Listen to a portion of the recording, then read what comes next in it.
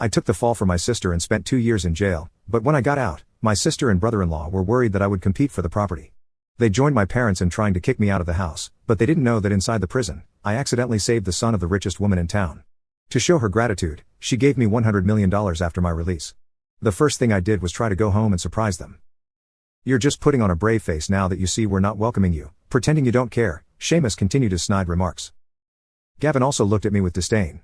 Jonathan, you need to know your place. This isn't somewhere you belong. Just leave and stop embarrassing yourself. Exactly. Today is my daughter's 1-month celebration. Your presence here will only bring bad luck to her. I don't want my daughter to be poor her whole life. Get out. Seamus's hostility was relentless. I met his gaze and said coldly, if you don't want to see me, you can leave yourself. This was my territory, and I had no intention of indulging him. Well, aren't you something, Jonathan? No skills but plenty of attitude.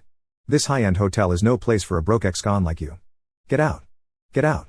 Get out. Seamus was furious, grabbing my collar and trying to drag me out. Don't touch me. I forcefully shrugged off his hand, causing him to stumble and nearly fall.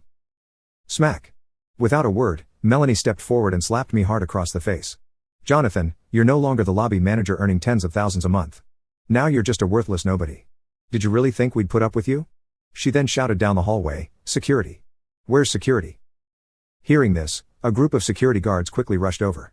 Melanie pointed at me and barked at the security guards, how can you let just anyone in here? Get this beggar man out of here immediately.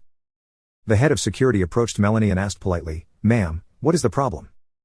Melanie pointed at me again. This man is a penniless beggar trying to scrounge a meal here. Get him out. The security chief looked at me and said coldly, sir, please leave. I usually kept a low profile, rarely revealing my status as the hotel owner, even though I lived and dined here. Only the upper management knew who I was. Seeing the head of security try to throw me out so quickly, I fixed him with a stern gaze and said, is this how you handle situations? Don't you know the hotel's policy? We should not judge anyone by their appearance or offend any guest. A flicker of uncertainty crossed the security chief's eyes. He looked at me uneasily, no longer daring to say anything. Seamus, seeing this, became anxious. Don't let him fool you. He's just a broke ex-con. Throw him out. Sorry, sir. We don't eject any guests without cause. The security chief firmly refused Seamus's demand this time. What are you security guys doing then? Getting scared off by a few words from him? Gavin shouted at the guards, then turned to me again. Jonathan, don't think you can bluff your way out of this. I know the hotel manager here. One call from me, and you're out. With that, he pulled out his phone and made a call. Mr. Feldman, it's Gavin. I'm busy. The call ended abruptly with a cold response, leaving Gavin standing awkwardly with his phone. I sneered and said calmly, you want to speak to Mr. Feldman? Let me help you. I took out my phone and called, Mr. Feldman, come to private room 777 within 3 minutes. Jonathan, are you out of your mind? You're a broke ex-con. Don't pretend to be someone important here. We know exactly what kind of person you are. Is there any need to put on this act? Gavin sneered at me. The other relatives looked at me like I was a clown, their faces filled with mockery and disgust.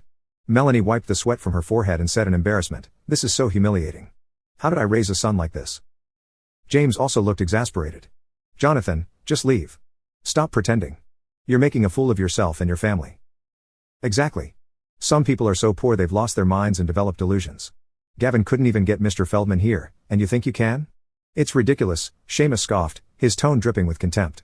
He looked at me as if even acknowledging my existence was beneath him. But just as he finished speaking, a middle-aged woman in a suit arrived at our side.